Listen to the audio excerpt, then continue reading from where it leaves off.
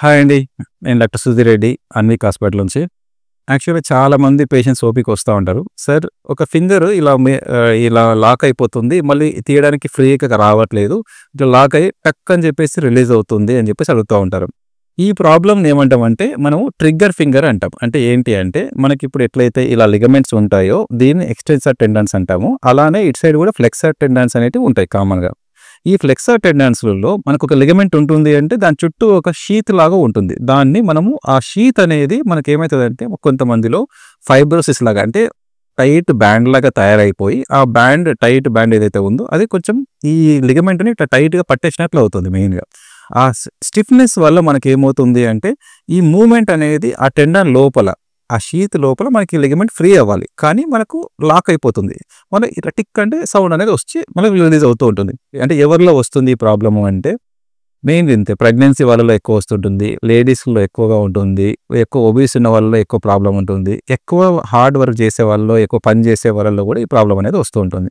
Sir దీనికి ఏం చేయమంటారు హోమ్ రెమెడీగా? మేము ఇంట్లో ఏం చేసుకోవాలి దీనికి ట్రీట్మెంట్ అంటే కొంతమందికి మెయిన్‌గా ఎక్సర్సైజ్ అంటే లైక్ ఇక్కడ మనకు కోకోనట్ ఆయిల్ లాంటిది ఇట్లాంటిది పెట్టేసుకొని రెగ్యులర్‌గా కొంచెం మసాజెస్ అట్లా చేసుకోమంటాము. కొంతమందికి స్ప్లింట్ టైప్ ఉంటుంది. స్ప్లింట్ సపోర్ట్ లాగా వేసుకోమంటాము. మీరు రెగ్యులర్ యాక్టివిటీస్‌కి ఇబ్బంది పెడుతుంది.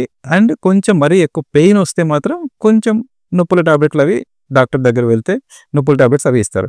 కానీ మీకు ఏ నొప్పి లేదు, అది రెగ్యులర్‌గా ప్రాబ్లమ్ వస్తుంది. దానివల్ల ఏ ఇష్యూ లేదు, పెయిన్ లేదనుకోండి అసలు ఏ డాక్టర్‌ని కలవద్దండి. ఏ సర్జరీలు ఏవి అవసరం లేదు. ఒకవేళ పెయిన్ రెగ్యులర్‌లీ ఇబ్బంది పెడుతుంటే అంటే మనకు రెగ్యులర్‌లీ లాక్ అయిపోతుంది. తీయడానికి పోయినప్పుడు అబ్బా! చాలా సివియర్‌గా పెయిన్ వస్తుంది. మీరు చేయలేకపోతుంటే మీరు అంటే లైక్ రెగ్యులర్ యాక్టివిటీస్ ఇలా చేయలేకపోతుంటే then it needs doctor consultation. Doctors మేమేం చేస్తామంటే ఫస్ట్ టాబ్లెట్స్‌తో తగ్గని వాళ్ళకు ఇక్కడే ఒకటి ఇంజెక్షన్ స్టెరాయిడ్ ఇంజెక్షన్ అనేది ఇస్తాం.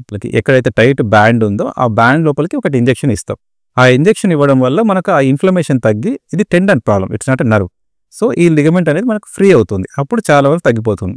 ఈ ఇంజెక్షన్‌తో కూడా తగ్గని వాళ్ళకు దీనికి ఒక సర్జరీ ఉంటుంది. It's a very simple surgery. అంటే ఇక్కడే ఒక చిన్న ఇన్సిషన్ లాగా తీసుకొని మత్తిచ్చేసి టైట్ బ్యాండ్ లాగా ఏదైతే ఉందో మనకి ఇట్లా లిగమెంట్ ఏదైతే పోతుందో దాన్ని పైన షీత్‌ని కట్ చేసేస్తాం. So, it will be open.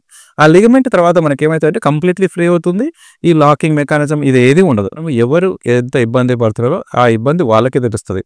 So, ఏది అవసరమా? లేదా? డాక్టర్ ఏదో చెప్పారు సర్జరీ అవన్నీ పక్కన పెట్టేస్తే మీకు రెగ్యులర్‌గా ఇబ్బంది పెడుతుంది. రెగ్యులర్‌గా ప్రాబ్లమ్ క్రియేట్ అవుతుంది. అంటే అప్పుడు చేసుకోండి. లేకపోతే you can avoid this surgery. Okay. Thank you.